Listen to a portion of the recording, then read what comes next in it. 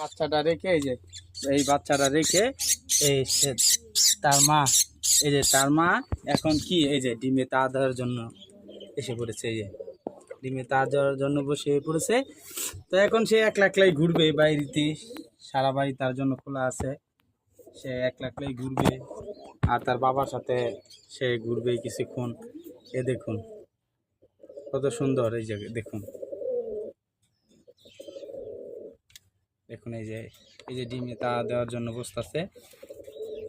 বাসাও আবার ঠিক করে নেয়। আমি অবাক যে এমন ছোট একটি বাচ্চা থুয়ে তারা আবার কিভাবে আবার ডিম পেড়ে দিল, মানে আমি তো ভাবতে পারছি না। কারণ 5 মাস 6 মাস পারার ফলে যেহেতু আমার কাছে 7টি ডিম পেড়েছিল, একটি করে পেড়েছিল, তো সেগুলো ভেঙে ফেলছিল। তখন 5টা ডিম আবার পেড়ে ডিম নিয়ে বসছিল। এই যে আজ আবার 4টা ডিম।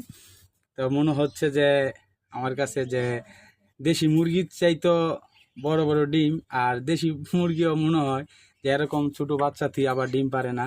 তো আমার কালিম পাখিগুলো পেরেছে। তো আমার পাখিটির জন্য সবাই দোয়া করিবেন, আর সবাই আমার পাখিটির প্রতি ভালোবাসা রাখিবেন।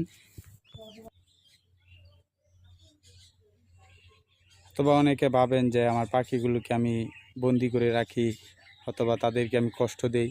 এজন্য এই ভিডিওটা দেখাচ্ছি যে দেখুন আমার পাখি সবসময় ছাড়া থাকে বাহিরে, ওরা ঘোরাঘুরি করে, বাড়ির সাইডে আশেপাশের মানুষ আসতে পারে না।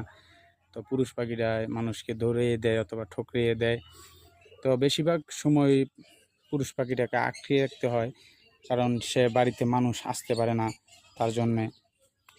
তো আমি বুঝি না, তাদের ভাষায় এখনও বুঝতে পারি নাই, এতদিন ধরে পাল্টাছি যে যখন ডিমে তা দেওয়ার সময় হয় পাখি কিভাবে যেন ডাকলে পুরুষ পাখিরা অথবা মহিলা পাখিরা যেখানেই থাকে না কেন অতি শীঘ্রই চলে আসে। এসেই দেখুন এই যে মুখে কি সুন্দর নিয়ে যে এখন ঢুকবে খোপে।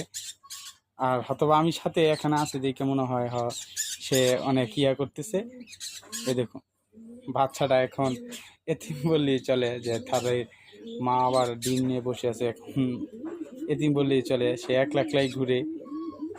এই দেখুন এই যে বাসায় নিয়ে তো যাচ্ছে। এই যে দেখুন এই যে কি সুন্দর দৃশ্য, এই দেখুন এই যে কি সুন্দর দৃশ্য দেখুন। এই দেখুন এই কি সুন্দর দৃশ্য দেখছেন।